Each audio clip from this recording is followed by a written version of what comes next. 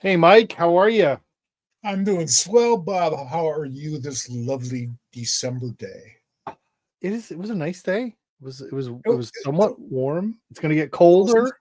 it was a nice day today. Yeah, it was It- like in the mid 50s here. yeah, it's this is we have a two for this week again, which I'm very excited about. We have a show tonight where we have a guest that is Joe Caramagna, and he's going to join us. We're going to talk about his new book that's coming out. We're going to talk about his career. Like he's lettered like pretty much half of everything Marvel's published in the last 15 years or more. Um, and Corey Pettit's lettered the other half. So, um, so we got lots to talk about with that. We have some other things to talk about. We have a show on Thursday. Tom Zoller is going to be back to probably wrap up the year. We're probably not going to have another show. It's still up in the air, but most likely it'll be our last show. Because we have Christmas Our Eve last next show, Tuesday our last show for this year. for this year. For this year, we have plenty of shows booked coming forward to you guys in 2025. We're gonna hit it hard and fast. Um, the Christmas Eve is next Tuesday. New Year's Eve is the following Tuesday. Right? Oh That's my so. God, who planned that? They're just interfering with our show. That's the problem. Oh So man, so Tuesday nights are going to be up in the air for the next couple of weeks, but we will be back. We will be back soon. All right. We're going to get to our guests pretty soon, but I want to cover a couple of things that we normally do on our stuff. Is there something you want to bring up first, Mike? I want to give you that opportunity. oh my God, I wasn't ready for that. Well, Had a swell weekend, spending yes, Sunday at Martha Thomas's annual Hanukkah donut party. right. And yes, I'm going to see how many times I can slip the word donuts into There's going to be a tonight's. lot of donut discussions tonight, I'm There sure. is going to be heads up, folks. And it was great to see so many of our friends. It sounds bullshit, but no, it's really great to see so many of our friends. I even got a chance to see Dean Haspiel for minutes on end. There was a long line, and he was signing autographs and I'm stuff. Just sure. I'm sure. I'm sure. Minutes yeah. on it, of course. Um. All right. Well, I want to I have a bunch of stuff I want to talk about. But we're going to do this way. We have I want to bring up something that bothers me in comics really quick. If we can talk about this. This is just a comic thing. We live in a world where there's a large part of the comic book community that is based on a continuity or a consistency. And something that bothers me, and I don't know how to deal with this. I don't know how I should be putting myself. Inconsistent powers.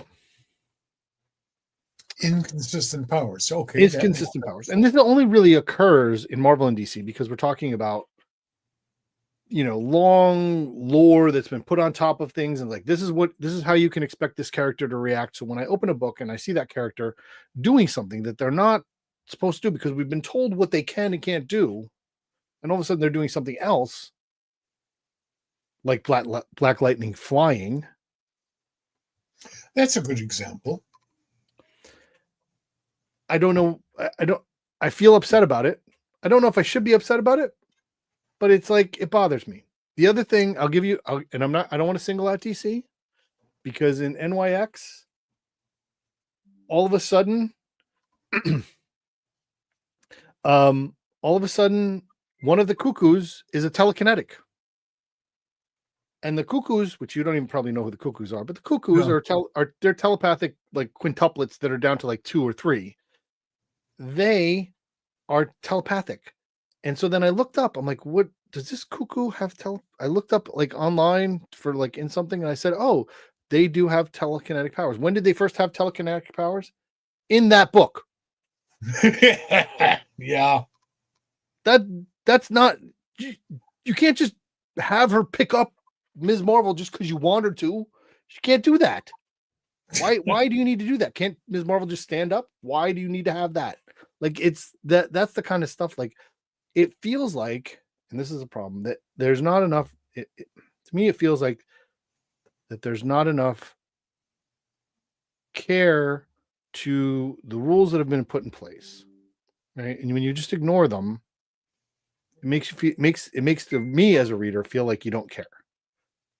It is also extremely sloppy writing. Extremely. One of my biggest bugaboos, other than the word bugaboo,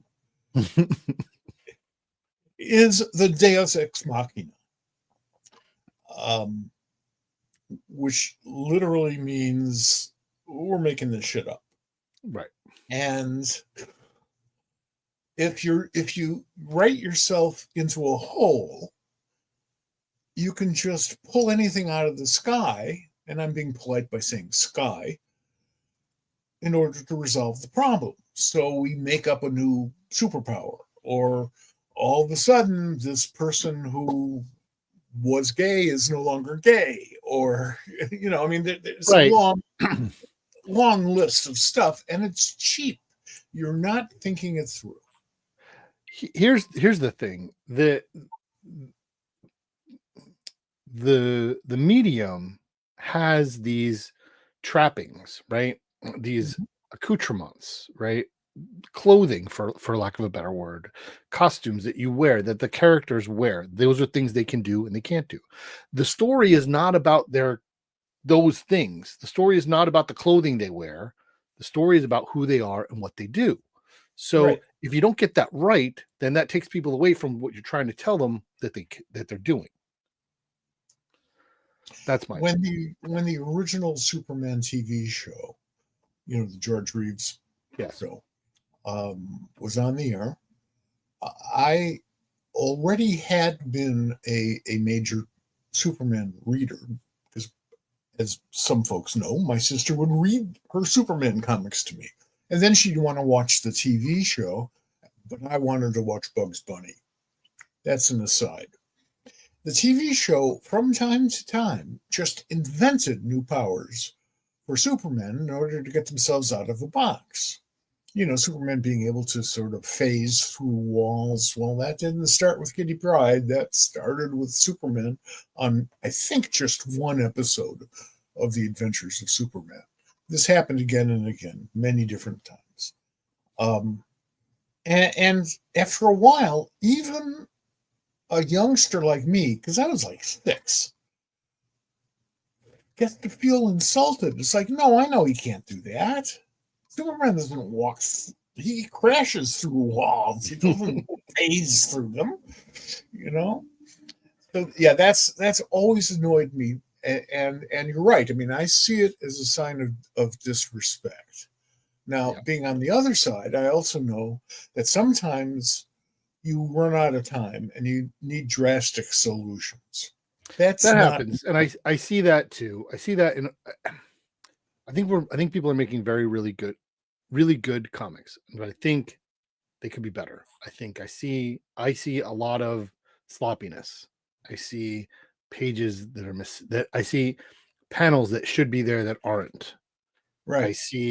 I've read a lot of books. I've been posting recently. I've read a lot of books the last few days, and there was a horrible tangent on one page. Like, it was absolutely, like, half the page shouldn't have matched up with the other, and it did, and it was, get you out of things. Anyway, I think you've just been reading a bunch of X books, no? Well, no, that was just yesterday. Oh, that was yesterday. Well, yesterday I read X books. The day before I read a whole bunch of DC books. The day before I read a whole bunch of indie books. So I've read like 30 books over the last 3 days. So I'm trying to get more. I was reading before we started the show. You interrupted me when you came into the studio. That's my job. All right, so let's talk about what's coming out tomorrow. Just a couple of things, and we're going to try and get Joe in as quick as we can. But one of the things we do on this show is we kind of talk about, especially on Tuesday nights, we talk about the new number ones, and that's always great because new number one. Wow, we have sound effects. Oh my God. Oh, we have some sound effects. I'm so impressed. Thank you. All right, coming this week, Challenge of the Unknown. I wanted your opinion on this. Speaking of Superman doing things he doesn't normally do, he doesn't normally wear a purple and yellow costume. I don't know what he wears anymore. I like the black one. Yes, I haven't read this because you've never sent Doesn't me come the out till copy. tomorrow. And yeah, I know, but you could always send me a file. I understand. I won't tell anybody, like on a podcast or anything. I have a strange history with Challenges of the Unknown. As a kid, I loved those showcase issues and the early issues of the run that Jack Kirby co-wrote and penciled and Wally Wood inked. There was no better inker in the world, in the history of Earth, than Wally Wood. And the Kirby Wood team was magic. It was just true magic on paper. The stories were okay. And then when Jack left, because he got pissed off at his editor, long story, not relevant right now, he was replaced by just sort of a bunch of lesser gifted people. Sure. And because superheroes really weren't a big thing at that moment in time, the stories just weren't that interesting to me. They were just sort of mindless kind of, confrontations with, I don't know, giant dinosaurs and stuff. So they've tried to reincarnate these guys a few times. They've never really had a grip on where they wanted to go, I feel. And when I saw this group of challengers in whatever it was, Justice League or they're running the Watchtower in Justice League Unlimited. Yes, they are the. So I mean, and that's part of it. I think it's so that part of the All In. I like parts of it. Some of it's interesting. We'll see how it goes. So you've actually noticed something about All In, that it actually is a thing. It is. I haven't noticed. It is. So I read a bunch of DC the other day, as I said. So I read Black Lightning, and I read the Question, and I read some other things, and they kind of cross pollinate there. And there's something else coming. So I mean, I don't know. I'm leaving it. I'm leaving my options open. I think it's going to be somewhat interesting. First of all, Chris Cantwell is one of my favorite writers.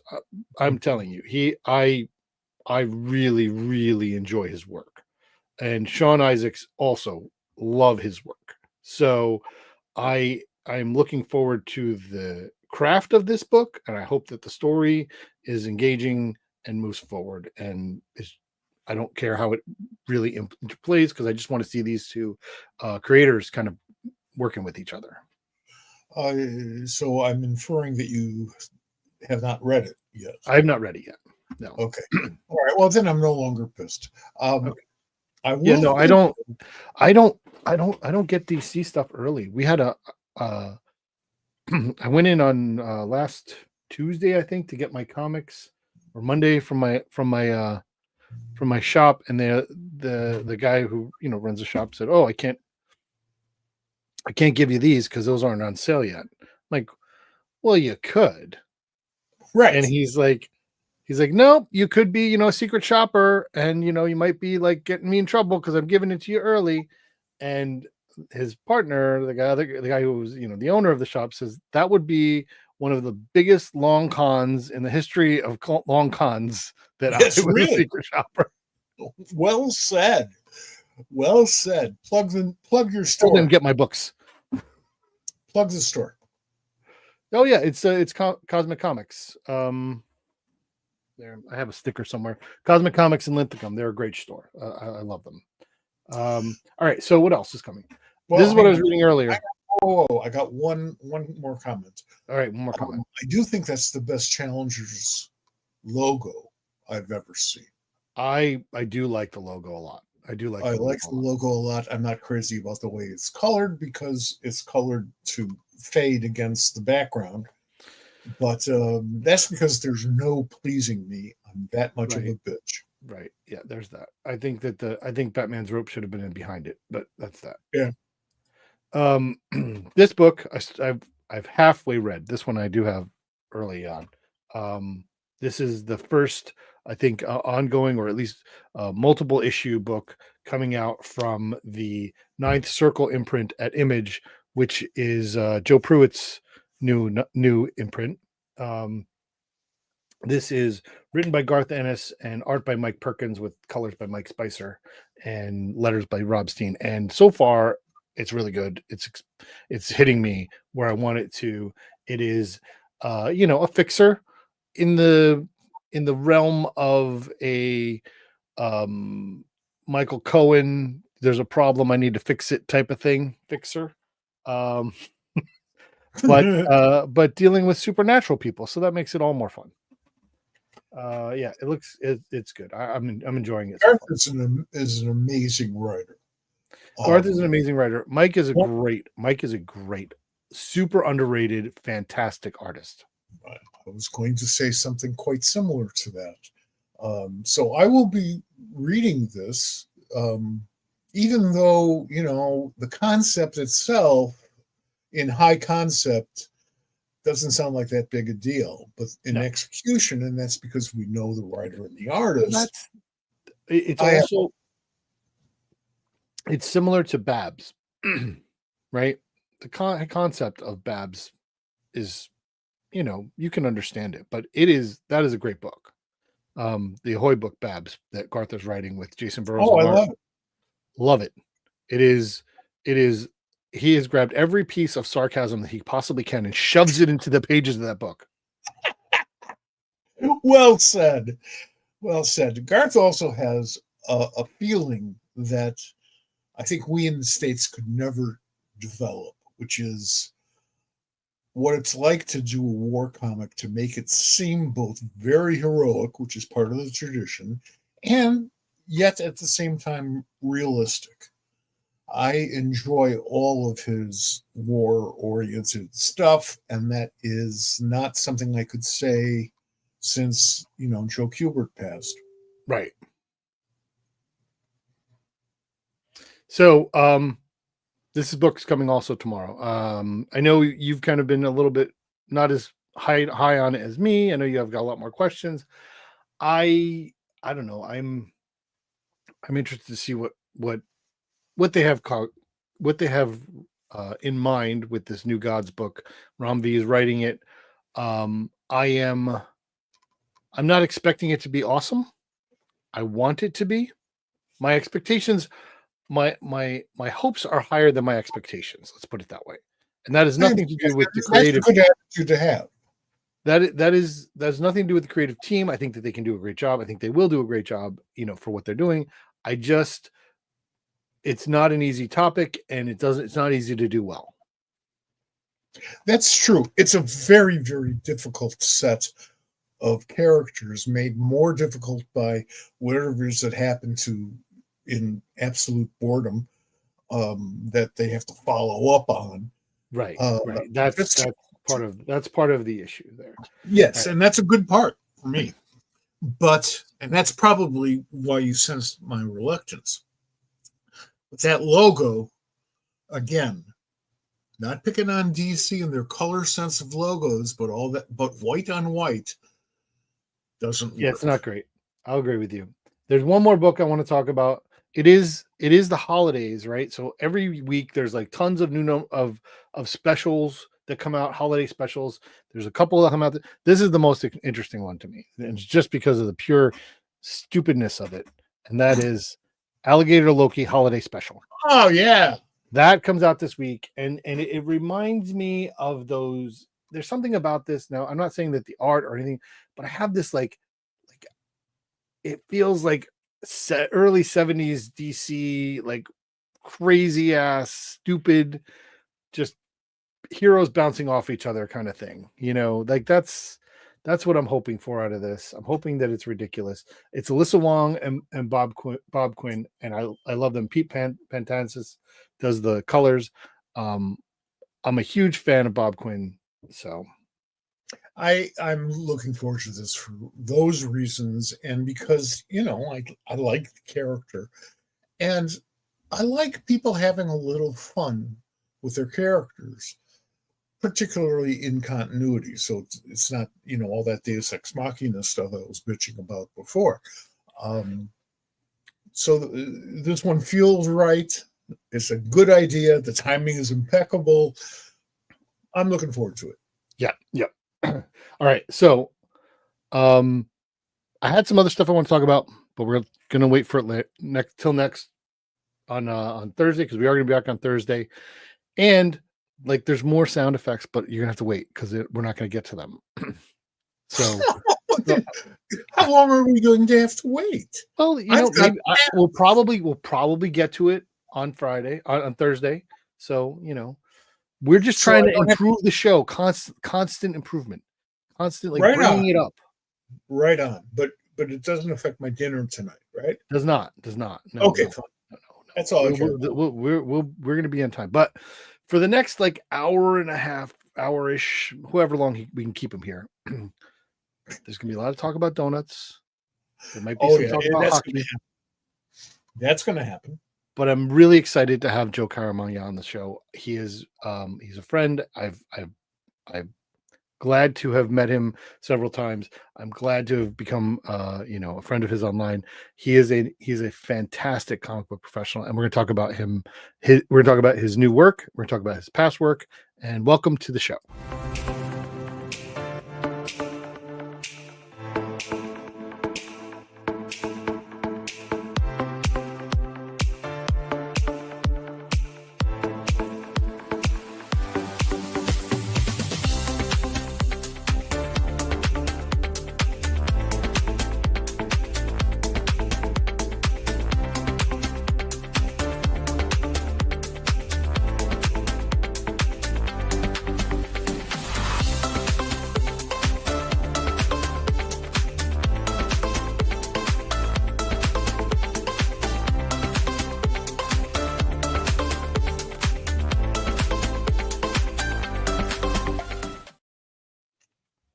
Hey, Joe, welcome. Hey, that intro was a little bit too long. Like, it makes me feel like I'm very old now. Listen, I forgot about half of those. I'm sure you did. I'm sure you did. That is part of the goal of the intros, is to make people say that. That's always a rough killer at a convention, when somebody wants you to sign a book that you forgot you did, or even you forgot it even existed. And then I sort did of I get your first book? I'm sorry, Joe. Did I get your first book? I don't think you did. I don't know. The first one. Play it again. It was okay. No, I'm just gonna go here. The first one I thought was the X-Men Unlimited. It's possible. It's very possible. That was in 2000.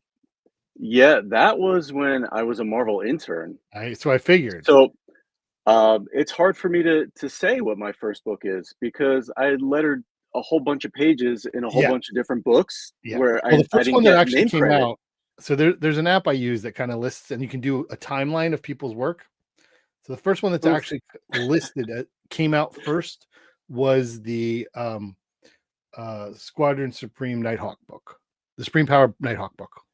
Okay. That actually hit the stands first as your first professional in 2005. Okay. All right. Yeah. Anything before that, I was a Marvel intern. So 2005 seems correct. Squadron Supreme Nighthawk seems correct.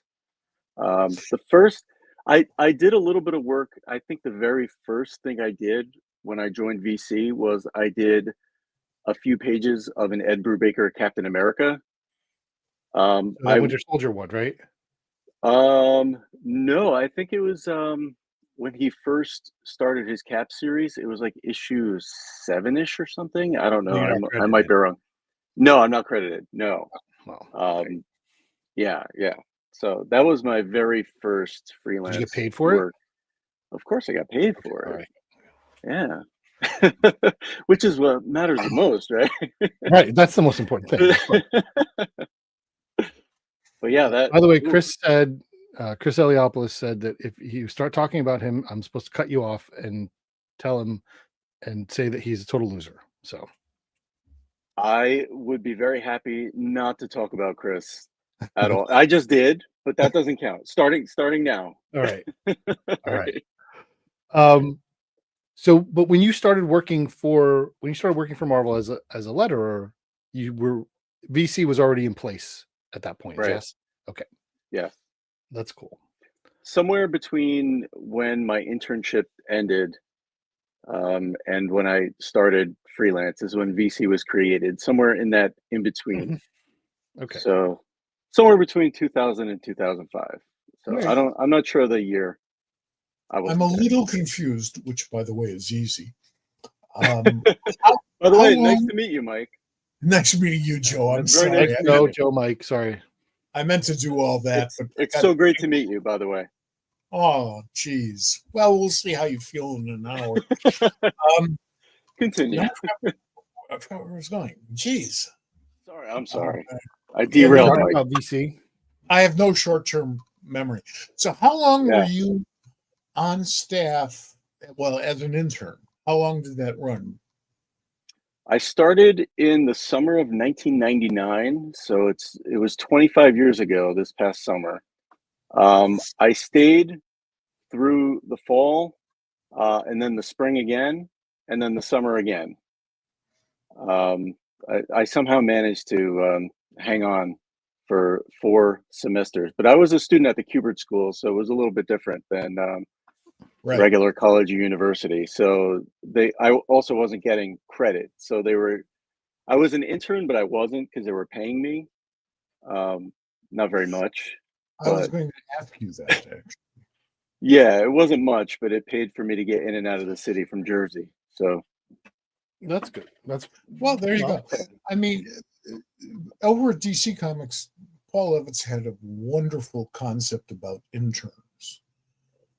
Are you sure it's wonderful? Yeah, you pay them. No, That's that, how that is okay. Getting money is wonderful. Getting money for your work is fair. Okay. But the way he looked at it as publisher was, if you're paying them, then they're on staff. And if they're on staff, then you kind of own their work and you don't have any of these big, messy issues coming on later. And given what an intern does, I kind of am not outraged by that. I think that makes sense. And getting people money for their labors always makes sense. For sure. And I also was a very specific type of intern because at that time, I don't know if you guys are aware, but Marvel had their own in-house lettering department in the bullpen. right. So I was specifically a lettering intern over at Marvel. Okay. So that's why I lettered some why- pages here and there in all these books. Yeah, I remember. I think I want to say Taylor was talking to me about something like that at some point. Oh, Taylor, Whatever. that guy. So, why you were at the Kubert School and you went to letter intern at Marvel? First of all, why'd you go to the Kubert School? What made you want to go to the Kubert School? Well, see, Bob, I dropped out of college, and the only thing I wanted to do in life was make comics. So Nothing wrong with fortunately, I lived in Jersey, and I was Yes. able to drive over to the Kubert School, and that's all it is, really. I mean, I just wanted to work in comics. I had no backup plan at all. I said I'm working in comics, and that's all there is to it. And I wouldn't take no for an answer, and so that's what I did. I went to the place where I figured they would tell me how to do it, and they did. They helped me get an internship at Marvel, so it worked out. That's the right attitude to get into comics. It's not like, I want to be rich and that's the way to do it. Probably not. But I want to be an actor. Well, everybody wants to be an actor. Right. You need to persevere. And that's true with any artistically oriented job where you hope to earn a living. You just have to persevere. So Yeah. anybody who goes through the decision-making process you went through and makes it work, I admire. Because it takes a lot of guts and stick-to-itiveness to pull it off, and everybody who has pulled it off has shown those traits. Oh, There's something to be said about not having a backup plan, because I had no choice. I had nothing That's to fall right. back on. listen, I didn't have a college I am education. I am There's no envious. I am envious. At some point, when I was in my early high school, I had realized that literally, if I threw a rock over the mountain behind my house, it would hit the Kubert School because I lived in Randolph. So Yeah. it was, and I was that I never thought that I should do that. That was never even a possibility. Like I'm not an artist, you know. So I appreciate the guts, you know. Well, it turns And out that I wasn't an artist either. I well, went to the Kubert School to become a penciler, and okay, I realized super quick that being like most artistic in your high school yearbook doesn't mean anything when you go to a school where every single person was the most artistic in their right. senior their high school yearbook. So I learned real quick that I better learn every skill there was to learn that the Kubert School was teaching, because like I said, I had no backup plan. I had to do something in comics. So I was fortunate that Joe Kubert happened to be there and I was able to learn from the best, someone who had done everything.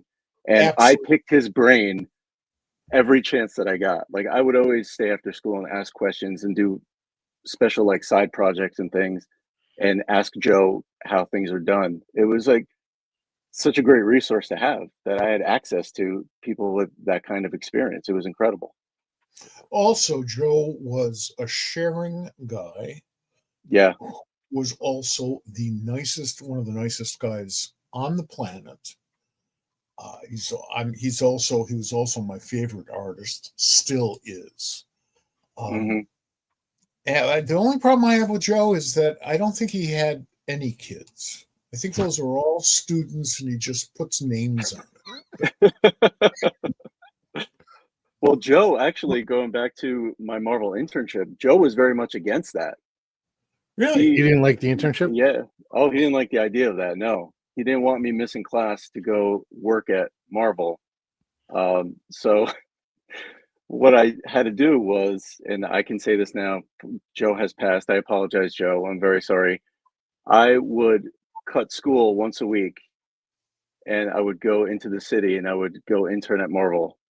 And every week I had to change the day of the week so I wasn't missing too many classes. Because if you So miss too many of the same class, you get in right. trouble. So I would change, and like one week it would be Monday, the following week it would be Tuesday. And then you get lucky and like the school is closed on a Columbus Day. And I'm like, oh, Marvel's open. I'm gonna go I'm gonna Right, go right. work today. So it worked out. But yeah, Joe was very much against it. He's like, um, why would you intern there? They should pay you to, if they want you to work there, they'll pay you. And they ended up paying me because he wouldn't allow me to get school credit. So Oh, Joe was right. Joe was right. Joe's right, He was as he right in usually the end. was. that's In great. the end, he was correct. Yeah. Yeah, yeah, Oh, absolutely. It's. I mean, just getting through that gauntlet requires the perseverance I was just talking about, and learning how to sort of hustle it so that you wouldn't work on Tuesday one week and Wednesday the next week. Perfect training for a freelancer. Perfect training. Yeah, it worked out. I can't complain. we have a lot of stuff we want to talk about. But I don't want to get too far down the road without talking about Space Chasers, which is your new book that comes out Okay. in February. First Yes. Second is publishing it.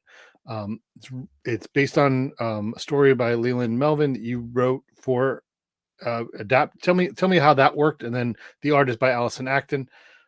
How did this come about? Because it's written by Leland Melvin, who's an astronaut, football player, Renaissance man, right? How did that work? Actually, Leland and we co-wrote this book together. Right. The way it came together was I was doing some ghostwriting for a publisher, and publisher, and I'm not naming the publisher, and I will tell you why in a minute.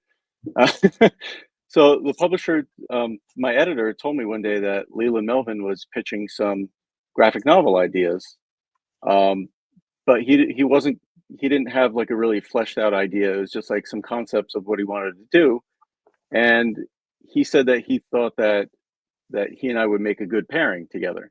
So he put us in contact with each other, and we were kind of talking about it. He gave me an idea of what he wanted to do, and we hit it off, got along very well, had many conversations, and I wrote up a pitch and I sent it to him. He loved it, and unfortunately, at the time, the publisher that introduced us couldn't pick up the book for one reason or another. So the editor told us to go and shop it around and see what happens, and we sold it right away to First Second, like as soon as we showed it. But First Second said, we don't want to buy a book, we want to buy the series. Oh wow, So yeah, so this is actually the first in a series, that's and terrific. yeah, it's even better than selling a book. You're selling a series. That's So, right. Well, yeah. you are the third person in the last like 5 months that we've had on who's done books with First Second. So that's telling me something good, about what they're trying to do. What is the book about? Well, basically, the book is about a team of middle school kids who become astronauts to study aboard a new nuclear powered space station. And on their first mission, things go horribly awry and they find themselves stranded in space and they have to survive and get back home. It's kind of like a Charlie and the Chocolate Factory meets Space Camp kind of thing. It was And giving me it's some not, Space Camp. yeah, there's definitely Space Camp vibes, but it's very different when you read it. Sure. They don't go to space accidentally in our book. Like that's their Right. purpose. They're put together to go as a team to go study in space. And that is actually the most fantastical thing about it. It's not a fantasy book whatsoever. There's no like laser guns or lightsabers or anything like that. It's all based on real technology, or very soon to be real technology, stuff that's in development. It's very grounded in real life, and makes sense because the co-author is a real life astronaut. So That's which great. is which is very cool. I gotta say, every time I see him come up on my caller ID, I get a little excited. I'm like, I can't believe my buddy is someone who's been to space twice. It's Right, pretty right. cool. Absolutely. So it's aimed at middle grades. That's I'm looking here at the solicit. It says, when a team of brilliant kids turned astronauts find themselves in serious trouble in outer space, they must work together to get back home. This is the first book in an incredible middle grade graphic novel series created by real life astronaut Leland Melvin.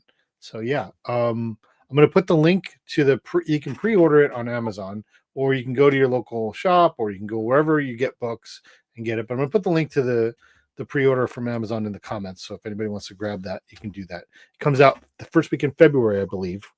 February 4th. Yep.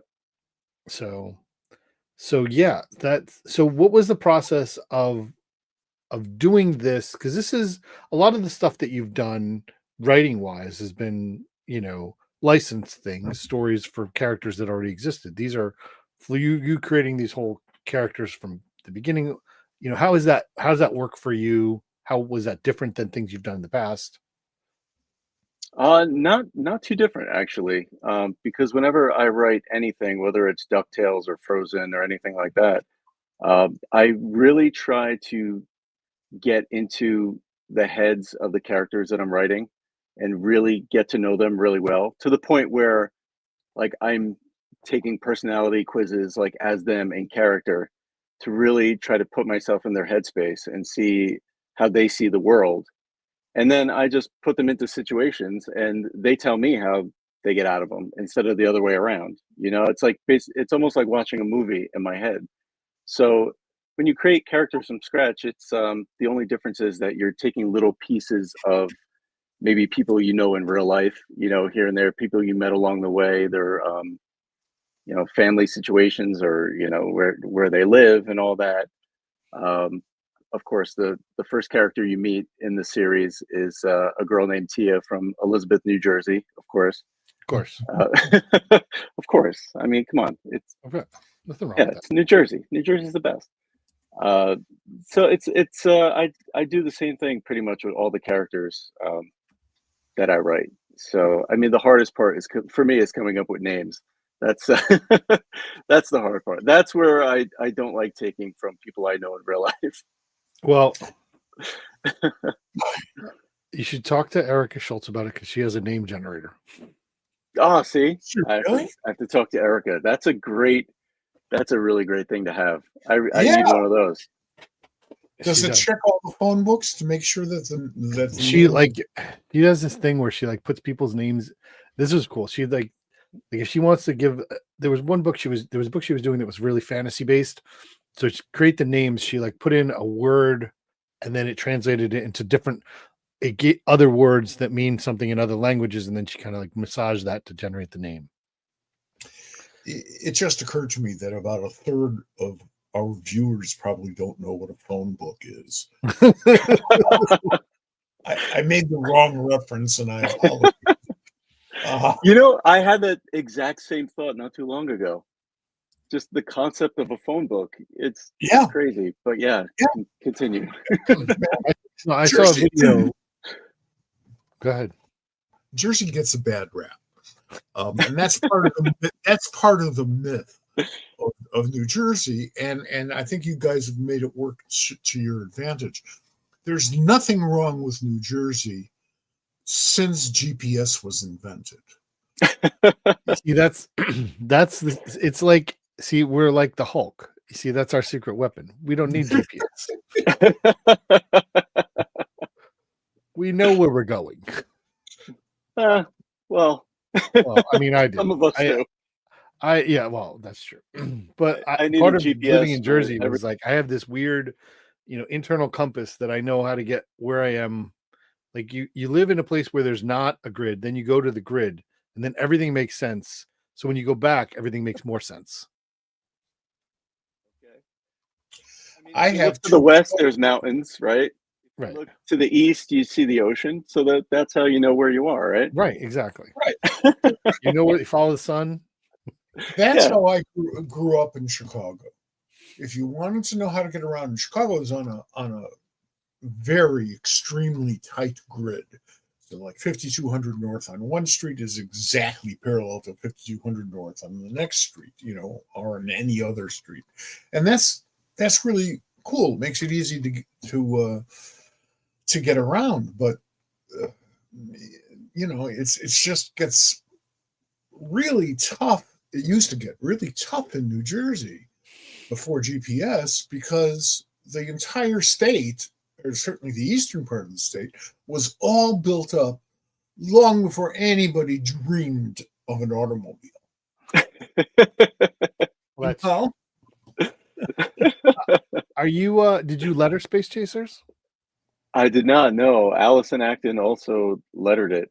So how is that for you? Yeah. I mean, I probably really annoyed Allison. That's how it was for me. You should ask Allison how it was for her. Okay. I was probably extremely annoying and I constantly apologized. But that's what I do all day, every day is I'm lettering books. So when you see other lettering and they're like, "Hey, do you have any notes?" I'm like, "Boy, do I!" Because then I imagine it, the way I would do it.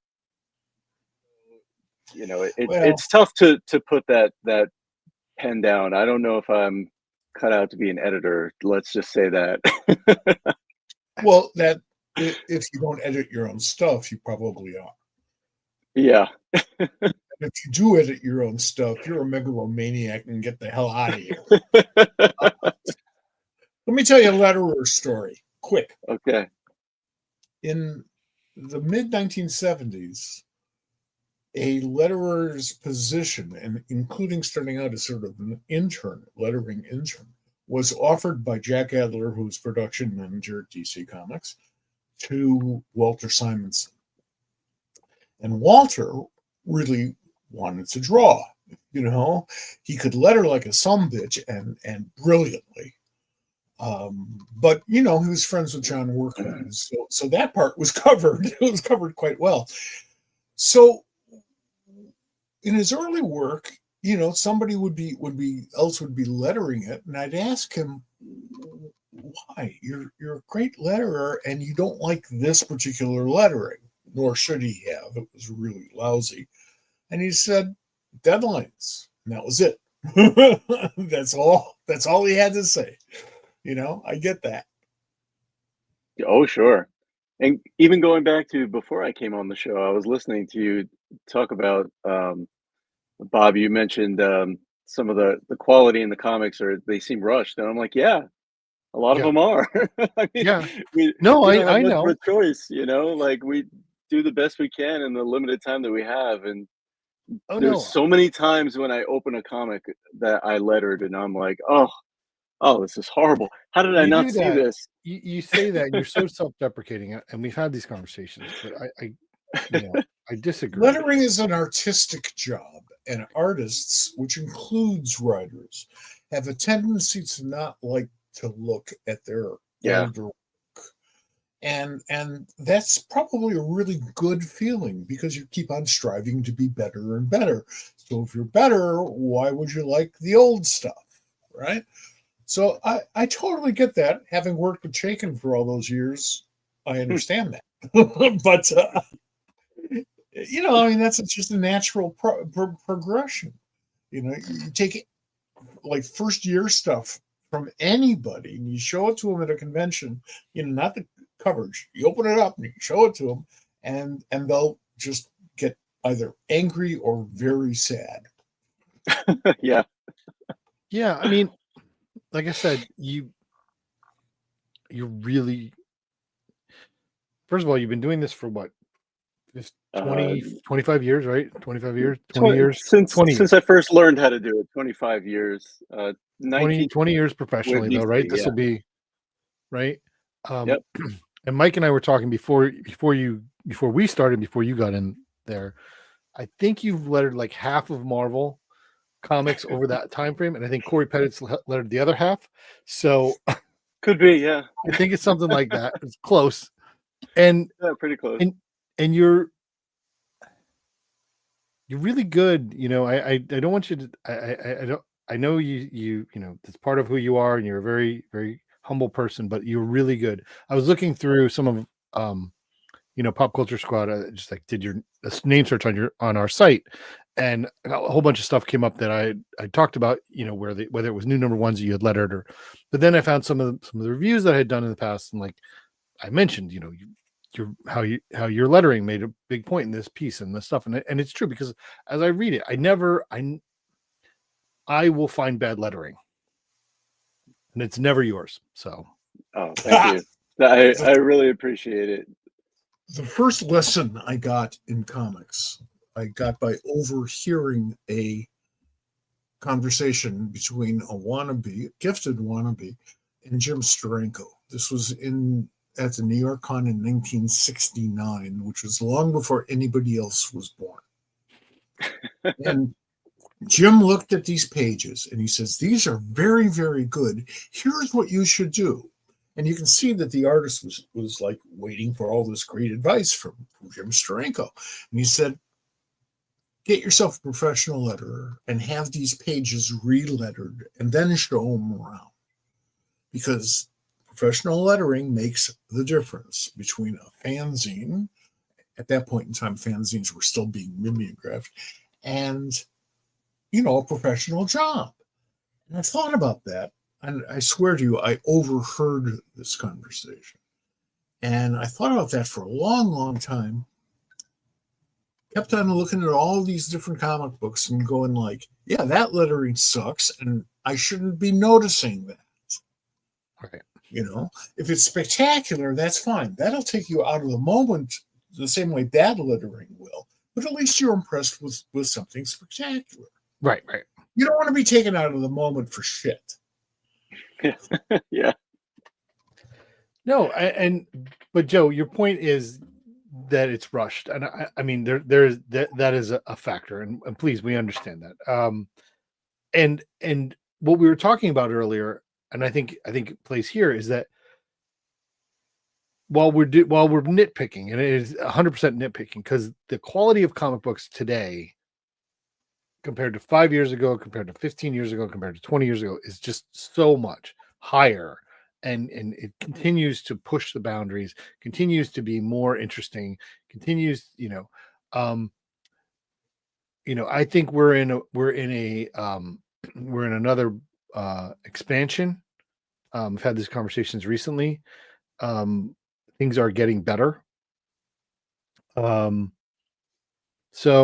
again, it's all nitpicking, Oh, of course. Yeah, that's why we have a podcast. Right. Sure. Well, that, and I want to kind of pivot a little bit away from comics for a second. So I want people to understand who's on this show. So during the pandemic, you made a name for yourself, and you, during the pandemic, was it Krispy Kreme that gave away a donut every day? And you walked to the Krispy Kreme every day to get your free donut every day. So talk about that experience. Yeah, like you said, Krispy Kreme was offering a free donut every day to everyone who showed their vaccination card, because when the COVID vaccine first came out, they gave you that little card so you can show people proof. So Krispy Kreme was giving away one free glazed donut every time you came in and showed them your little card. So I wasn't planning on going over and over again. There's a Krispy Kreme within walking distance of my house, and I had my card. So I said, you know what? I'm going to go get a free donut. So I walked over, I got a free donut. Yeah, of course, right? Why wouldn't I? So, and I love donuts already at that point. Like, I was already known for loving donuts. So it was already, It was not a leap. It was like, oh, well, if anybody's getting donuts, it's Joe who's getting the donuts. Yeah, it wasn't like, what are these round fried dough things? Like, I'm I was already aficionado, donut aficionado. So I walked to Krispy Kreme, got it. And the next day I said, you know what? I'm going to go get another one. And then the next day I said, I'm going to get another one. I think it was like 8 or 9 donuts in when I was thinking, like, you know what? I should keep this going and just go back every day. And see, Bob, you know this, but when I'm at a convention, I'm always there raising money for the Ronald McDonald House, right? I have the little box on my table. I don't make any money. All the proceeds from my table go to the Ronald McDonald House, and that's a whole different story. But during the early pandemic, there were no Comic Cons. Everybody was home, so I was trying to think of something I could do to help out the Ronald McDonald House, because I felt like, that's what I do. I raise a lot of money for them every year, and now, like, I was worried about, like, these charities and things like that, and like they're probably inundated, and they need some donations, and I don't know how I can do my part. So I figured what I would do was go to Krispy Kreme every day. I would get my free donut, and I would take the money that I saved, and I would donate it to the Ronald McDonald House, and then I would go online. I started a GoFundMe, and I asked everyone to match my dollar. So at the end of the week, I would say, hey, I got, I didn't go every single day for a bunch of reasons, but one of them was I went on a trip. But I would say, like, hey, I got 7 free donuts this week. So I'm donating $7 to the Ronald McDonald House. And I donated specifically to the Ronald McDonald House in Winston-Salem, North Carolina, which is where the Krispy Kreme headquarters is. Oh, so I was like giving it back to their community, their generosity. I was paying it back to their community. So I would go online, and all these people would match my $7. And by the end of it, I had gone to Krispy Kreme 202 times, and we raised over $3,000. Good for you. And yeah, and the New York Times caught on. They saw me on Twitter, and they reached out to me and they did a whole article about me. And then from there, the Drew Barrymore show saw me on the New York Times, and they invited me out to Drew's show. And Drew actually got another donation for the Ronald McDonald House in the amount of $10,000. So All altogether, right. we raised 13,000 for the Ronald McDonald House. So it worked out. It was cool. Congratulations. My hat is off to you. I told you. Thank he's you cool. very much. Thank It's you. off anyway. When I And- first go ahead, please. I was going to say, when you get your free donut, they put it in a little bag, like a little paper bag.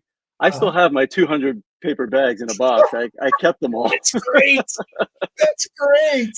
So yeah, it's behind me somewhere back there. Yeah. It's a box of Krispy Kreme bags. Yeah. That's wonderful. When I first started working at DC in '76, the president of the company, Saul Harrison, I was hired by Jeanette Kahn. Saul was a little dubious. Like, what do we need this old hippie for? Well, I wasn't an old hippie then. I was a young hippie.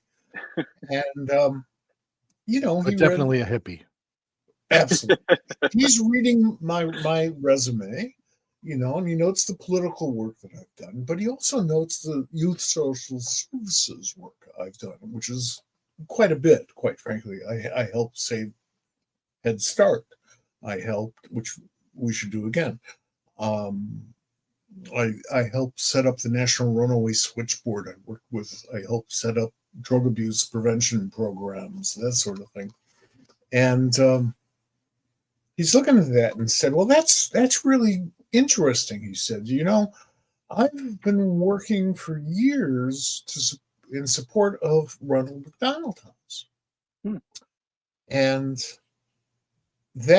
we started talking along those lines, and that immediately broke whatever resistance there was. Because Saul, to me, I didn't dislike him at all, and I came to really like the guy, but to me, he was the old school of doing He was the comics. man. I was there to kick tables over. I'm anywhere to kick tables over. So all that melted, and we became co-workers. And since Saul, along with Jack Adler, pretty much invented everything there is to do with comics production in the early days, including the whole color coding system, I learned a lot because of that. So, in a way, I kind of owe Ronald. Well, good for you, Joe. anybody who's watching, Thank you. anybody who's watching or listening, you can go into the comment section because there's a link there to the Ron McDonald Ron McDonald House donate Thank you. website. So if you want to go through that, in Joe's name or whoever you want to, feel free. Thank you so much. I appreciate that. It's great. Yeah, absolutely. So I wanted to get there, and I know it's important to you. It's important, this is the time of year that it becomes more in everybody's thoughts about the people out there who need help.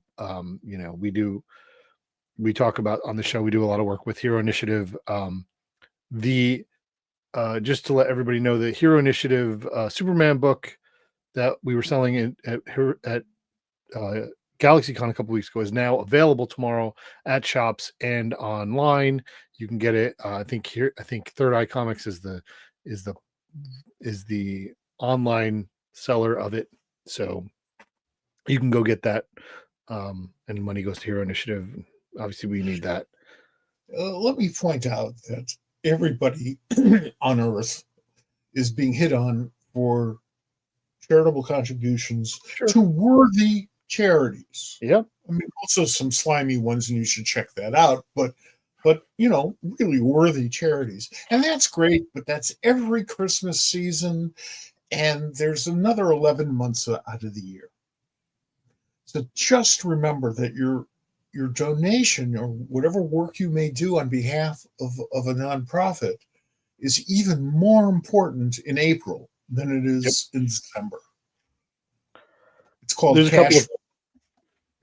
I'll recommend. There's a couple of charities I have a monthly donation that goes to automatically. One of them is something called To Write Love on Her Arms, which is for mental health and substance abuse It's a charity I support every month. I make a donation, comes automatically out of my bank account. It's something you can do to find something that, especially in today's world, if you have the opportunity to help people out, take advantage of it. Absolutely. At the risk of sounding like I'm going into politics here, which of course we all know I would never do, it's going to be a lot harder for worthy, important, truly important nonprofit organizations to get along given the new administration coming in. If you look at what they want to cut, they're going to be, and I think they will, they're going to cut everything or just about everything that allows people to live, people who otherwise would not. And okay, they're killing them. And somebody's got to help. If you got $10 on you, there's a good place for it to go always. And it will inure to your benefit because you, unlike the people who will be running this country, are doing the right thing. End of public service announcement. I agree. I'm not gonna argue with you on that point. Oh, good. This isn't Crossfire, Bob. Well, listen, I hope. Never mind. We'll talk about that later. I want to talk about a couple of things about your career I want to get into. One is, you've made your career lettering books, and you do a great job of it, and you can't tell me otherwise. But you're also right? You've written Batman. You've written a bunch of Marvel characters. How's that? How did you when you were saying I want to go to the Kubert School because I want to be in comics? Did you think you'd get there? Did you think that would be the case? You mean, did I believe that I would get there working in comics in Yes. general, or yeah? And when it happened, though, did you were like, yeah, well, I expected this, or was there a moment of yes and no, because I always, like I said, I had no backup plan, so it was it. Like I was like, that's it, that's all I got to do. That's all I can do. Mhm. And so it's always surprising when you're like, oh my god, I actually did it. Like that's crazy. Right. Because it's such a hard industry to get into. Like anything that people love to do, jobs that people actually want to do, they're hard to get into. Yeah. Making comics is the dream of just about everyone who walks into a Comic Con or a comic book store. Um, I mean, not every single person, but like everyone there is like, oh, I would love to draw Batman, or I'd love to write Batman, or like that's why we go. That's why we love this stuff. It Just really about it everybody hits over something in us. 11. Yeah, Just about everybody over 11. Yep. right. So Yeah. it's expected. It was expected because I knew that I just was never going to stop trying. But at the same time, yeah, it's crazy because like I loved Spider-Man growing up. Like that was my whole thing. Like I just loved Spider-Man. And then like Do all you these years how later, many issues of Spider-Man have you lettered? I just recently lettered my 300th legacy issue of Amazing Spider-Man. That is awesome. Just 3 issues ago, just like 3 weeks ago or so. Yeah, and like that'll make me feel old, just like your intro did. Yeah, and I always say, like, no matter what, I'm going to be lettering Amazing Spider-Man until they fire me or I'm dead, because that's it symbolizes like everything that I just ever wanted to do in my life. Like Spider-Man and His Amazing Friends led me to find, and I know a lot of people in my generation who work in comics have the same story. We fell in love with Spider-Man and His Amazing Friends on Saturday mornings. Sure. And then to discover that there were Spider-Man comic books, I said, wow, like this is what I want to do. And that's it. Like that's all I ever wanted to do. So all these years later, and here I am, like I've been working on Spider-Man for almost 20 years. Like it's crazy when you think about it. Like in a lot of ways, I don't know how it happened. So it's like the coolest thing in the world, and I got to do so many cool things along with that, like adjacent to that. Like I was one of the balloon handlers for the Spider-Man balloon in the Macy's Thanksgiving Day Parade 10 years ago, 11 years ago now. That's Cool. awesome. How was And that? it was one of the greatest days of my life. So like just doing this work, like we said, money's good. That's the most important part, right? We joke about it, but there's so many cool things that I got to do just because I worked in comics that it's like this is the coolest. And a lot of my friends who are comic book pros, we all say this to it, like my life is so weird. Like Sure. sometimes you meet a celebrity, like I'm working with an astronaut, like our lives are weird. Like Right. it's very cool. And I got to carry a balloon in the Macy's Thanksgiving Day Parade just because I work there. Like it's weird, and it's the coolest thing ever.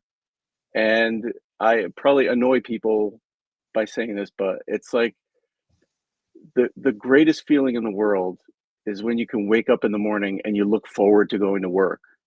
Right. And that's me, like every day. That's Every day. awesome. Like there's never a day when I'm like, oh God, I don't want to go to work today. Like I don't know if it's happened in 19 years. So I'm very, very fortunate. That's wonderful because working in comics, is part of not just our popular culture, but it's Hollywood. For Yeah. every great writer, letterer, artist that you see in comics, there's 20 more who never get out of their bedroom. Same thing with guitar players. I mean, it's the same thing. For every Eric Clapton, there's 100 guys who never get out of the garage, and you're competing with those who have the persistence to continue.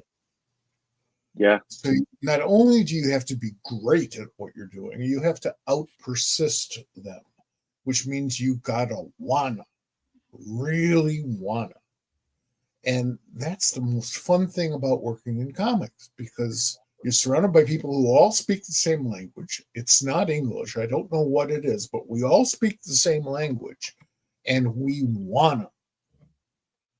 put ourselves there in the middle of that convention, in the middle of that store, in the middle of, behind the drawing board. We wanna. And considering that comics had always been perceived as a medium for children, I think our reaction should be that childish. No, I agree. Um, you kind of mentioned, like, you've been doing Spider-Man for the longest, but you've done a lot of other things that are really important, that have made a difference in certain things. You were the letterer for Ms. Marvel. You were the Hmm. letterer for Captain Marvel. You came on during the Winter Soldier run. Like, that is a big factor in pop culture today. You've lettered a bunch of Star Wars stuff and won a GLAAD award for Dr. Aphra, am I right? Yeah. That's amazing. Like, how does that, like, when you look back at that kind of stuff, and I don't, this is, there's, there's another half of a career ahead of us, right? There's not, but like at this point, kind of halfway there, let's say, um, there's, you've done so many amazing things, and that have meant things to a lot of people. What do you ever realize that in the moment, and do you ever look back at it? In the moment, just putting my head down and doing the work just Sure. because it's comics and it's hectic and you always have a deadline no matter what. Like I was working right up until I came on here, and I'm probably going to do some more work after we get off. Yeah, it's always so hectic, and when you realize it is when you go to conventions and you talk to people, like that's when you really see it, and you see going back to what we said before, how like basically every comics fan wants to be in the business somehow. Um, you see all these people that want to show you their work, and they're like, oh, I was inspired by such and such book, and that's where you see it. I mean, I didn't really have much to do with the great things like Captain Marvel and Ms. Marvel and all that. That's not true. But to be well, all right. Thank you. I appreciate it. Listen, Uh, if you if her balloons didn't make sense or didn't hit right or weren't you had to make a choice. Everything a letterer does is a choice that you make, right? It's not cookie cutter. yeah. You have to decide what font am I going to use? How am I going to what am I going to do about these balloons? How am I going to do this person's voice differently than other people's voices? I was looking at something like when you did with Empire, the way that you handled that was fantastic. Oh, thank you. Hey, I But like, appreciate so it. I'm Thank you. saying there's you had to stay in it. If your balloons weren't there, if the choices you made didn't work, the character wouldn't have worked, the book wouldn't have worked. It's all part of the same thing. It's a collaborative medium. So everybody's position on that in that boat, getting it to the right place is just as important as the next person's. Funny story about Ms. Marvel and the lettering on Ms. Marvel. I don't know if you remember the original Ms. Marvel series, the first few issues. The art had a very specific look to it, Mhm. and the balloons were like a pale yellow. They didn't have a black stroke around it; they had like a dark brown.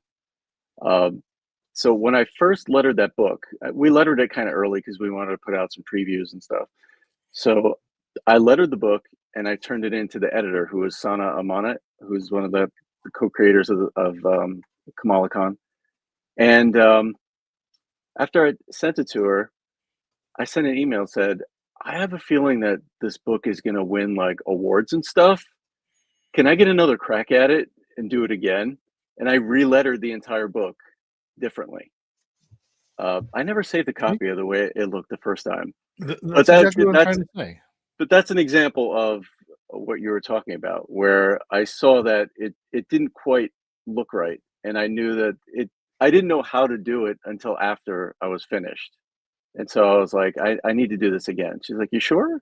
You're gonna redo the whole thing? I can't pay you again. I'm like, no, no, I just need to do it again because I have a feeling this is gonna be kind of important, and I want it to look, as good as I can make it look. So yeah, so I redid the whole thing again, and now I look at it and I'm like, oh man, I wish I could do it again now and make it look even better. But going back to what we were talking about before, how you're always improving and you always look at your old stuff and you're like, wow.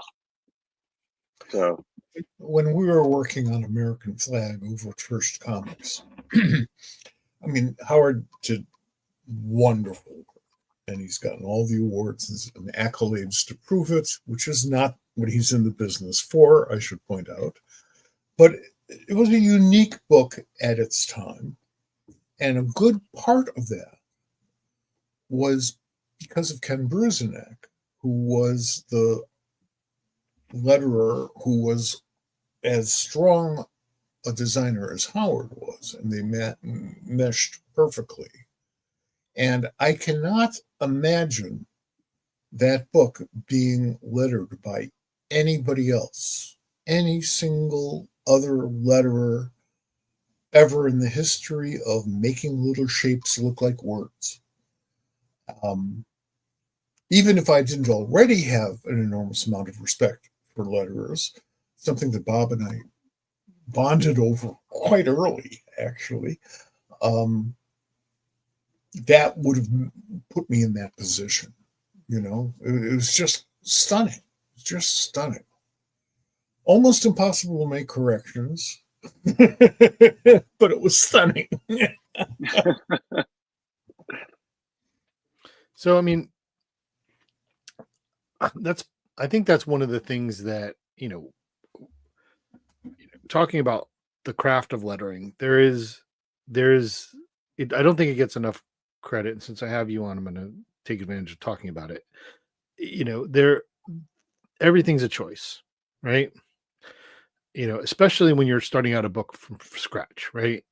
I mean, when if there's a new Spider-Man book, you know what you're going to do because you know what those balloons look like, what everything looks like. But like when you have something like like Ms. Marvel or Captain Marvel, or when you come on the Runaways and everything changes, right? or when Star Wars comes back and now it's at Marvel again, you have to make those choices about how you want to do things. Because some of the characters aren't like, and for example, like so if we talk about man eaters, that book was crazy in every sense of the word, right? Yeah, But absolutely. Yeah. and you made that work, and that had to be, every balloon had to be a choice really for there.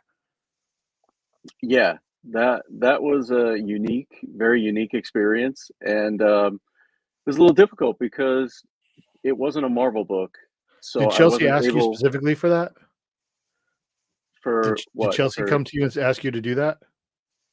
Yeah, yeah. Chelsea's got a lot of ideas, and they're all difficult. I'm like, yeah, I can see why you would want to do that and make that choice, but that's very difficult for me to do. I have to do consistently, page in and page out. But yeah, she's great to work with as well. She's a bunch of crazy ideas, like you said. Like that book was wild, and it was a lot of fun. But it was always I always felt like I was fighting it a little bit when I lettered that series because I wasn't using the fonts I was comfortable with because we and Marvel has specific fonts that they license for their books. So Mhm. that that Chris Eliopoulos. Oh, yeah, I'm a loser. I know. I mentioned his Well, name. he is a loser. Oh, he's a loser. Yeah, Okay. All right. Well, then I'll keep talking. I'll talk about him all for the rest of the show. yeah, Uh, he created all the fonts that we use at Marvel. right. So I've been using those fonts for years and years. So whenever I step out and do something else, I have to use something else. And I always feel like it's not like I'm playing with someone else's toys and it's a little awkward. So it takes a little getting used to. So I think Man Eaters turned out all right. I think it looked pretty good. it Yeah. was it was always tough. It was a tough gig, but it was a lot of fun. When Photoshop first came out, and then we had programs to create your own fonts, John Byrne fell in love with Photoshop and therefore started to create his own fonts. What he did was he scanned it. It was very, very early, so he didn't have a lot of options. He to use as his base, he scanned in lettering from Pogo, Walt Kelly's letterer, and the lettering, if you go back and look, it's just It's great. stunning. It was a Yeah. wonderful choice. It was a terrific choice, and I think after a while he moved away from that. He didn't use that on his like Marvel or DC stuff so much. Maybe his independent stuff, because it wasn't really his, although it was his. It's a lot like AI is today, except that we all hate AI. I was very impressed that he could do that. And there's a whole legacy thing that is very nice too. But he looked at that and he figured it out. And I was very impressed by that. And quite frankly, I still am. Now, if he would just draw Pogo.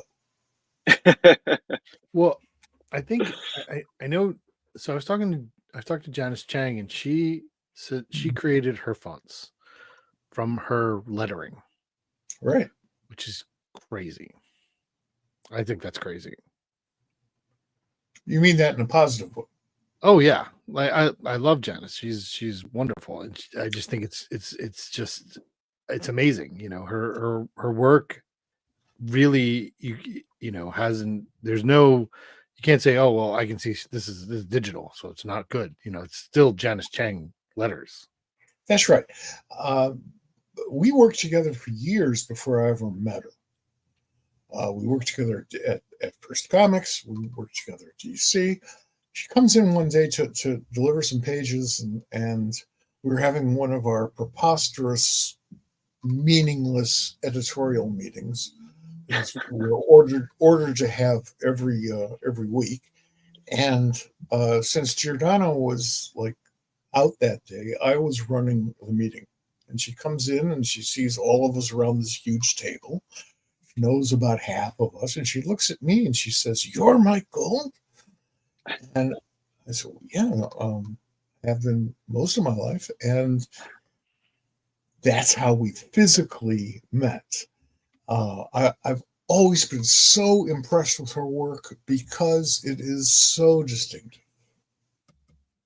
And it's hard to be distinctive and be a versatile letterer. Like I'm telling you something you don't know. But it was a very, very wonderful way to meet somebody you've never met but have been working with forever. It was great. Still love her stuff. Still love her stuff. When you made the choice that you were going to make this career and lettering was going to be your avenue, what were the reasons? Were there things that you did, people you looked to specifically at their work and said, that's something I want to do? Did you invest? Did you like basically like dive into the history of lettering, or did you just say like, this is the task I need to do and I'm going to figure out how to do it? No, none of that actually. I learned how to letter first at the Kubert School. Right. Because at the Kubert School they teach you everything. And like I said, who was your teacher? Hi Eisman. Right. Good. Yeah. So you were there for Hi. You're familiar with, yeah. So one of my best friends is Tom Zoller, who also went to Kubert School a few years before you, but he talks about Hi teaching him lettering. Yep. And I didn't know, I didn't think I was especially good at lettering, but Hi seemed to think so. So he actually recommended me to Marvel for the lettering internship. Yeah. Behind Joe's back. Yeah, when they told me that Marvel wanted to interview me for the internship, I was surprised because I had no idea. It's not something I sought. I didn't know it was up for grabs. Yeah, it wasn't. I didn't know it was up for grabs. It was just came out of the sky. They came to the school because they were looking for an intern for the lettering department because they were trying to do in-house lettering. So they needed to train people, and then with the hopes of that they would end up working on staff. So Hi recommended me and maybe two others to go interview. And that's how I got it, because I interviewed with them. It wasn't just given to me, but sort of. Yeah, and I had no idea, like lettering wasn't something I ever even wanted to do. I just kind of like fell into it. I just stumbled into it accidentally. Because I was not a great penciler. That's pretty much the story. As are many of us. But you knew it. You knew it immediately. Once you got to the school, you said, "Oh no, this penciling thing is not going to work out." Yeah. So yeah. Did you look for other ways that you could fulfill your dream of being in the comics business, or did you just sort of fall into lettering, or what? It wasn't a dream; it was an imperative, Mike. Get it? Yes, that's true. I stand correct. I stand correct. I just leaned into everything else that I could do. I was still trying to pencil because it is a Kubert School. You have to do the work. You have to do your assignments. So, but a lot of what I did was I started writing my own pages that I was drawing, and I was putting a lot of work into the dialogue. And then I would ask for feedback and ask for help. We had I forget the name of the class. It was essentially a writing class, but I guess it wasn't, but it was. And Joe Edkin was because I don't think they called it. It wasn't called writing, but our teacher was Joe Edkin, who had written a bunch of stuff with DC, and he wrote some Scooby-Doo stuff and Dexter's Laboratory. So I would always go to him for advice on all my assignments because I was typing up scripts from like my assignments in Joe's class, and I was trying to make those as good as I can. I leaned into inking, practiced inking like mad until I had like flattened, thumb from holding the from holding the brush in the pens. I was never good at color, but I basically just tried everything else and tried to get really good at everything to make myself employable in like some way. And it just happened by accident that my lettering caught Hi's eye, and he recommended me to Marvel. So yeah, it just came from me just trying to do anything because I knew that I just had no choice. I had to do this. I had to make this work somehow. That philosophy of having everybody that you're teaching learn as much about everything as possible. That is the philosophy that goes back to the dawn of comics, which Joe was there for, but he was 14 at the time. He was working for Will Eisner and then later, at DC. You were pretty much expected to be able to fill in anywhere you needed, where they needed you, except for the writing because the editors were busy grabbing all of that for themselves. So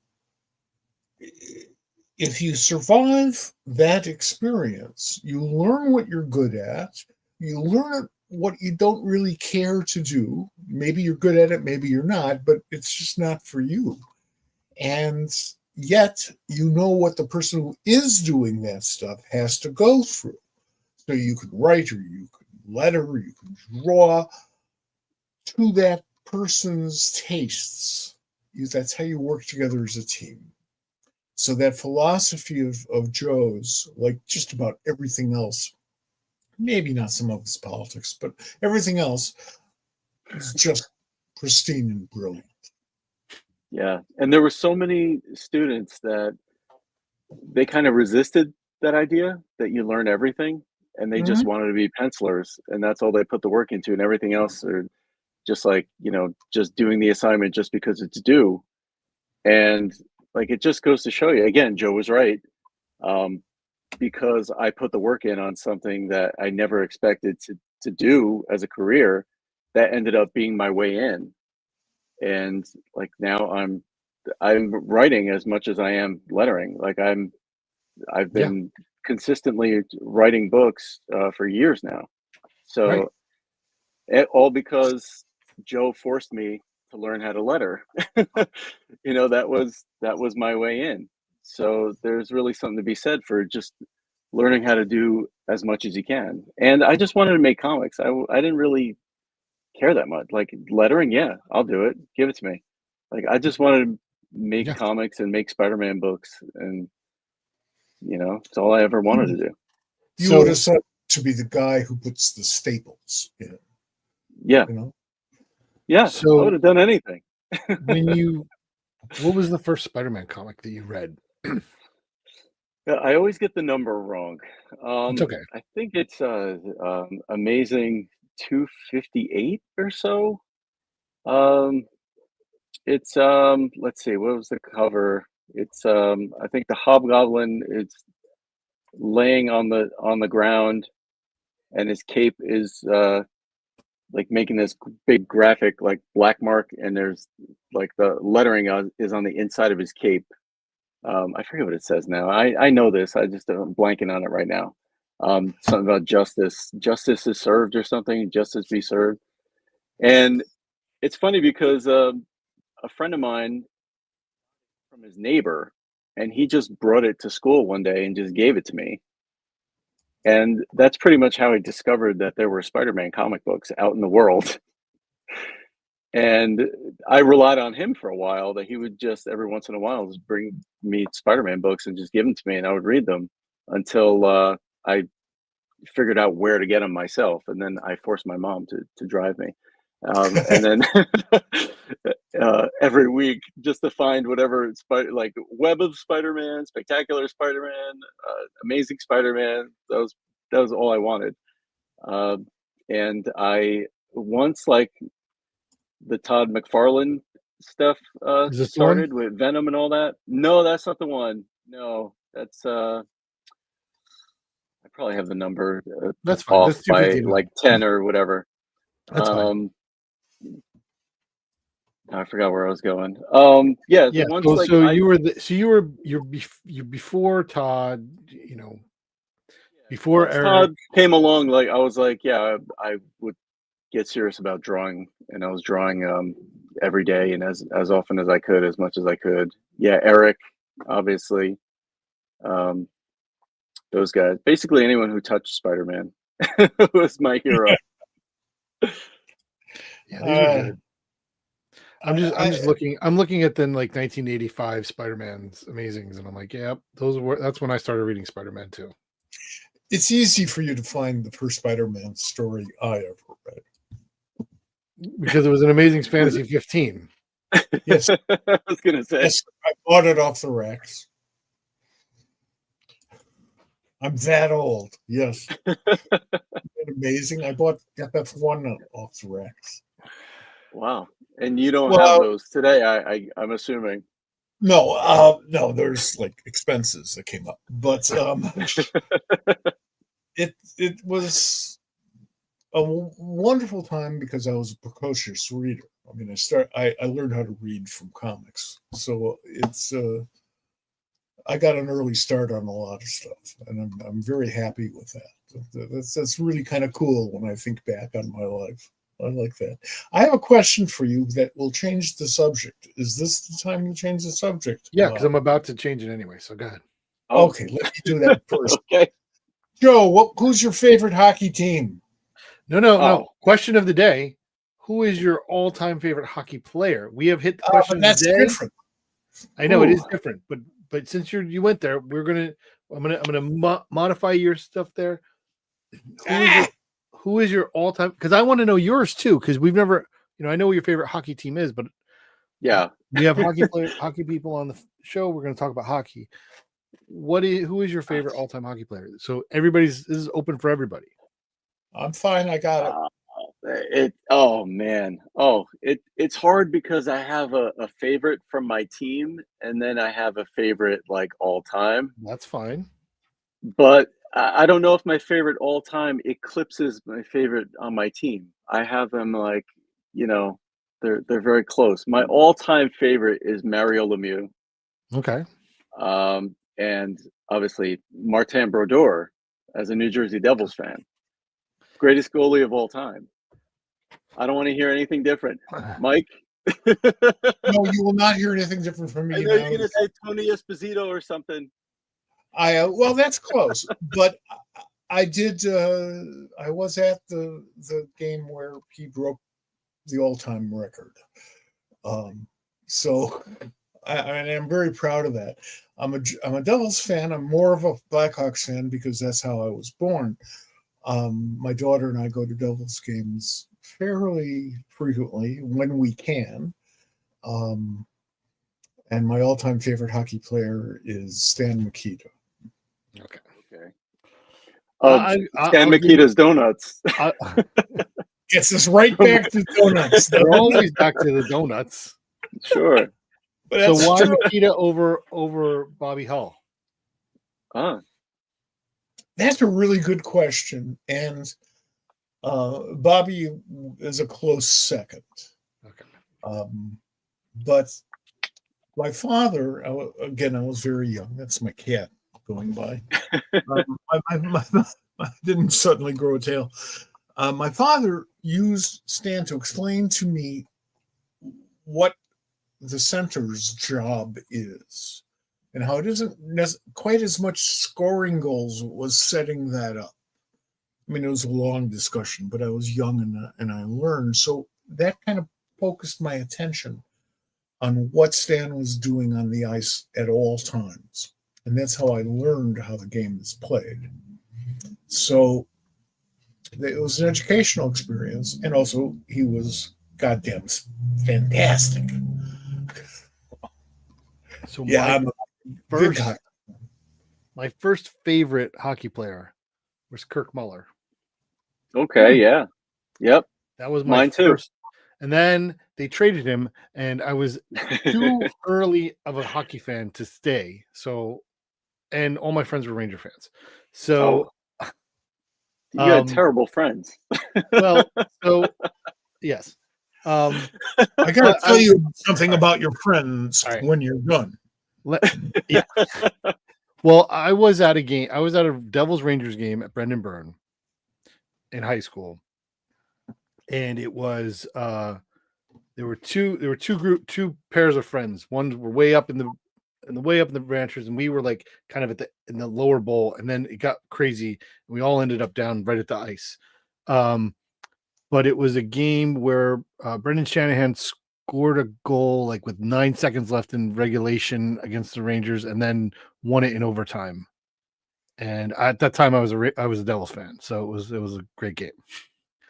But my probably favorite all time player now is Adam Graves. Oh, I know. I understand. But there was some he's the kind of player that I would pick. Somebody who's like my favorite baseball players are catchers, you know. So they're going to be somebody who's going to put in hard work and be that gritty guy. But like the thing about him was that he scored too. So it was fun. It can't be Messier because he's too much of an asshole. I was at a Rangers Devils game at the Rock a few years ago, pre-COVID, and at the end of the game, they take all of the escalators and make them all go down. They didn't want you going back up into the arena, and they were very crowded, so that was a smart move. And on the escalator parallel to mine was a rather large hockey fan, Rangers fan, who was standing behind a big Devils fan, both women, and she starts razzing the Devils, who I should point out the Rangers just beat. So the rest of us on the escalator were kind of depressed, and this woman, this Rangers fan, starts to shove this Devils fan back and forth, just boom. Now, this is wall-to-wall humanity, all going down that escalator, which runs about 2 stories, as I recall, maybe 3. You know, I mean, it's just vertigo-inducing escalator. Not the place where you get into a fight, not the place where any reasonable or even mostly unreasonable person would start a fight. It's dangerous. A lot of people could get hurt. And a lot of people got severely jostled before all the rest of us around this woman started screaming at her to stop. And ultimately she did before we got to the bottom of the escalator. So at this point, I need to point out that the nicest people in the world, as is well known, are Canadians. That does not apply if you're in the arena. That deals off there. I love hockey. I love hockey, and I love donuts. Jeez. Me too. I need to, you know, kind of. I think that Robert Deans came into this conversation after Joe answered, because he said he wanted to say that Joe will say Brodeur, which he did, but he also wanted to divide the room and say he was always a Lemieux guy. And Robert, what you missed is that Joe said that his favorite all-time player is Lemieux. So there you go. Yeah, I have a Mario Lemieux autographed stick right over there in the corner. There you go. Yeah, there you go. I know it's like we're weird. Hockey fans seem to be weird, but I think the only hockey fans who are really weird are the ones who are in the extraordinarily hot cities. Las Vegas, Houston, that's not hockey to me. And I realize I'm showing my age here. Well, I will tell you that I got my mother to watch hockey, and she likes hockey now because I took her she lives in Tampa, and I took her to a Lightning game when they were playing in the Thunderdome before like the Rays even existed. Like before they had the Ice Palace, they played in Tropicana Field, and they cut they put like a barrier across half of the baseball field and put a hockey rink in it, and it was terrible. But she's now a Lightning fan because of it. So you know, nice. My daughter took me as a delayed birthday present to the January 1st national outdoor thing, which was Detroit versus Chicago at Wrigley Field. Now, I was born on the north side, so I was a Cubs fan by birthright. I also met Ernie Banks and stuff, so that was pretty cool. So being there outdoors in Wrigley Field on January 1st, watching hockey was one of the absolute all-time thrills of my life. And I've been to Sure. Woodstock, you know. That You was were on great. stage at Woodstock, and that outdoes it, right? I'm sorry? And then you were on stage at Woodstock, and that outdoes it. Well, yeah, I guess. I don't know. Ask Pete Townsend. You know, speaking of the New Jersey Devils, have you Yes. seen the comic, No. Which the one? comic book? I No. wrote a New Jersey Devils comic book for Marvel. I did not. Really? I did You not don't know have. that. I'm here talking to hockey fans, and you're not unaware. On Marvel Night, not last season, the season before, uh, Marvel gave away, or the Devils gave away, a Ms. Marvel comic book that featured some of the New Jersey Devils players, and I wrote the book. Cool. And Oh, I yeah, gotta read that. I have to see that. I have a copy right over there. If you want me to just jump off off screen, off panel Yeah, I for a do. 'Cause I'm minute. trying to find it. I'm trying to pull it up. Oh my. Is this Devils of Destiny? That's what it is. Yes. Okay. Yes. All right. Oh, This is right here. no, I didn't. I have not read that. Yeah. It was So, the giveaway so at it was Marvel only a Night. giveaway. Yeah, yeah. And it was. I mentioned that the Thanksgiving Day parade was one of the greatest days of my life. This is right up there with it because I went to the game and I got to. I don't know, Mike, if you've been there early enough when they light up the rock, they hold up Yeah. the pitchfork. I did that on that night. No I kidding. got to. Yeah, I got to. Me and Joe Sabino, who Joe Sabino actually lettered this comic, another VC letterer. Right. So we had the pitchfork and we lit up the rock. We tapped on the sign and the whole arena lit up and it was fantastic. And then between periods we were signing. Between the first and second periods we were signing copies. And the line was so long that we ended up missing the entire second period because we stayed and we signed. Well, listen, I'm That just telling you, is it's all so over cool. eBay. And it was like the coolest day. And if you look at my Blue Sky profile, my background image is the jumbotron that says "Meet Joe Caramagna," and it has like the section, and it was like I can't. It was so cool. It was so cool. It was amazing, and we got to sit in the box, and my kids were fed, and you know, it was a catered box. They loved it. We've got to go to Newark sometime to meet up. Yeah, we should. We That would have be to. great. Yeah, That would be and great. but see, Oh, yeah, look at there that. it is. There it is. Yeah. Yeah. Wow. Actually, Fantastic. I was in the box with CB, who's the editor in chief at Marvel now, and all of a sudden that flashed on the jumbotron, and I like almost like knocked CB over to go get a picture of it before it went away. I'm like, oh my god! Totally get that. I That is totally fantastic. get That's great. See, like comics, just you know, it affords me these really cool experiences that like I never in my wildest dreams ever would have gotten to experience. And it's all because of you know I mean, my yeah. job. Well, here's the thing: you have your there's that, and then your like panel image on your Blue Sky is you on the Drew Barrymore show. So Yeah. I mean, like, who's big Yeah. time and who here? Well, I wasn't on stage at Woodstock, so let's Okay. just get Oh, that out of the way. that is true. You didn't have to help drag your boss off stage who had just been clobbered by the guitar player for the Who. Which What was the deal? Well, Why did Pete not like Abby?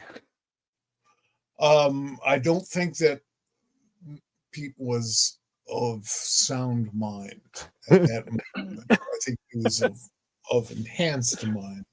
We had permission for Abby Hoffman to do a speech there. Because there's no way in the world you would have gotten to the stage if you didn't have permission. And that was just an impossibility. Right. That by that point, If you're there, you must have had permission, right? Is that what you're saying? Right. Right, exactly. But Pete, they'd already tuned up and they were all set to go, and they didn't need this asshole to stop them. Um, I was I just turned 19, and it did surprise me. If you look closely at the footage, you can see me there. It's it was a weird day. The whole Woodstock thing was weird. This was the weirdest part. Well, I think we're getting towards the end of this, but I do want to come back to this, and I want everyone to remember this. February 4th, it comes out. Yes. Space Chasers, by Leland Mellon and Joe Caramagna, Allison Actor. It's put out by First Second. There's I have a little thing here reminding me constantly. That's right here. That I'm excited for this book. Please, if you can get us any kind of early stuff, I'd love to read it. We'll be talking about it when it comes out.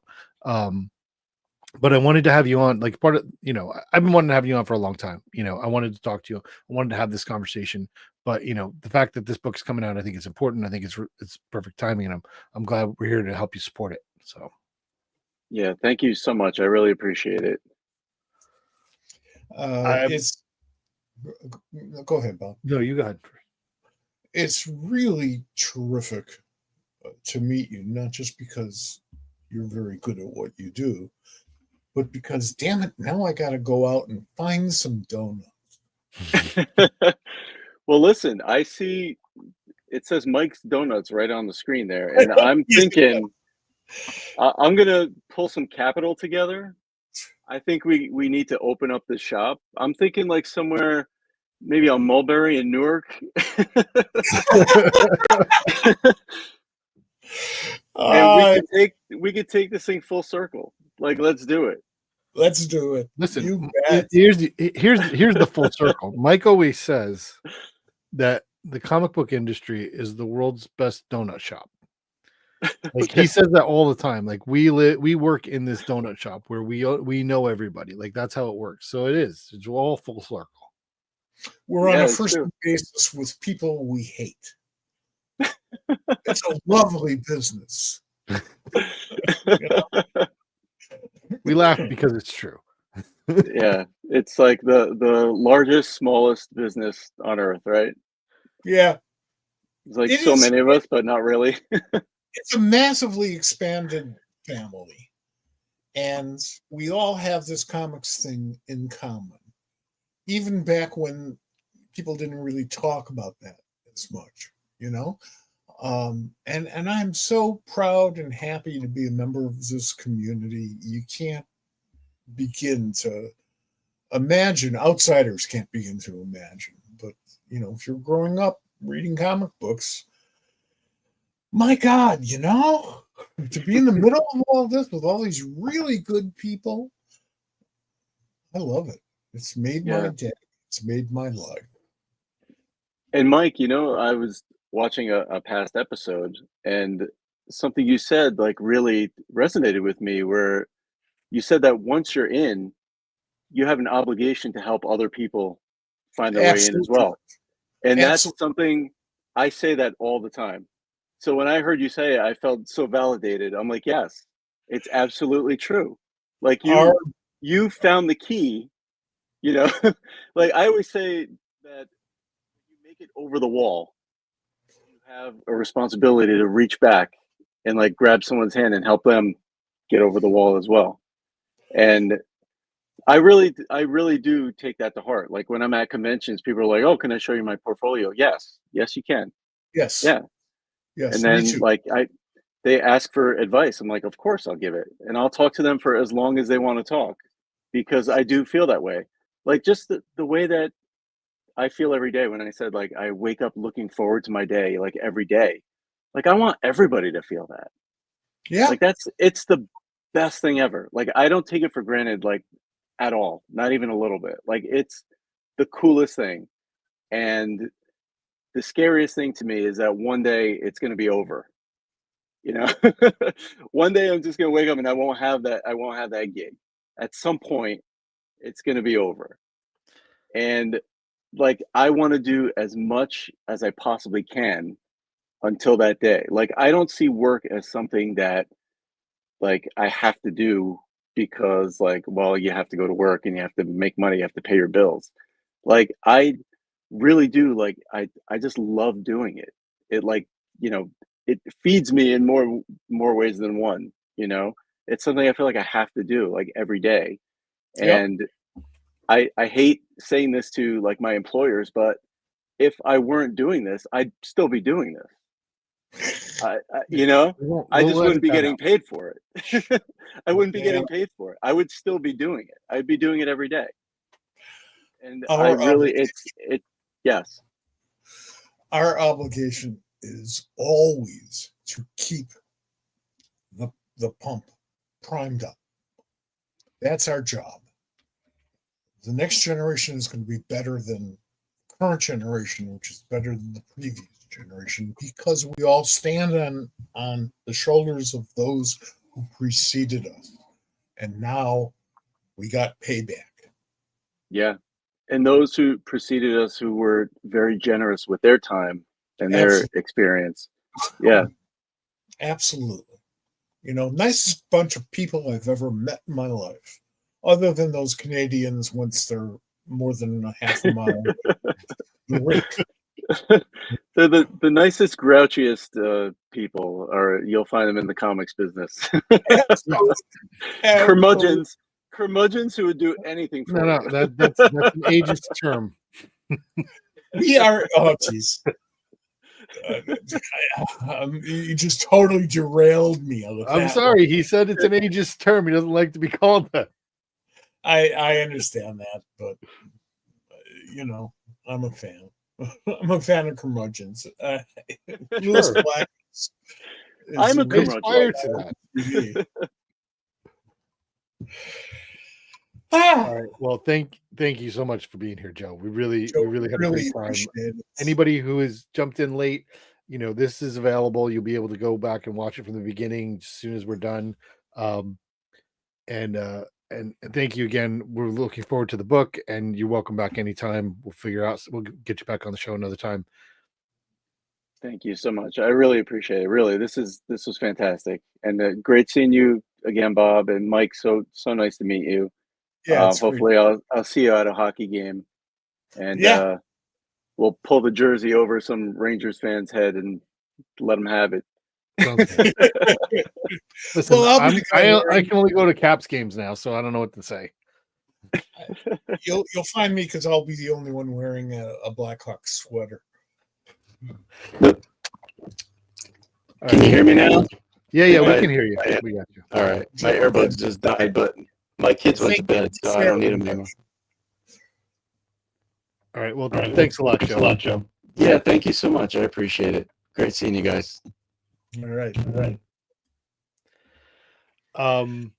Thursday, same bat time, same bat channel.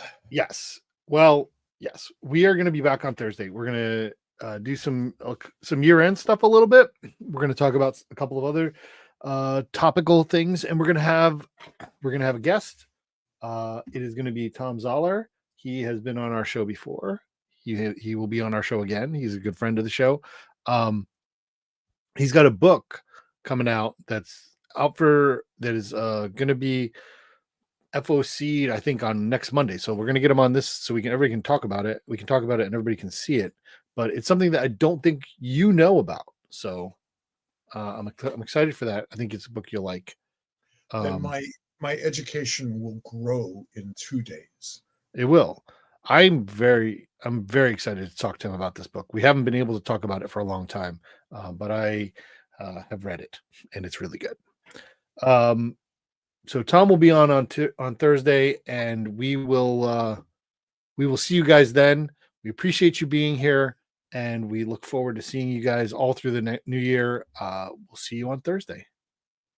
Thank you for sitting through all of our babble, and we appreciate your being here as we always do. Thank you. All right. See you later. All right.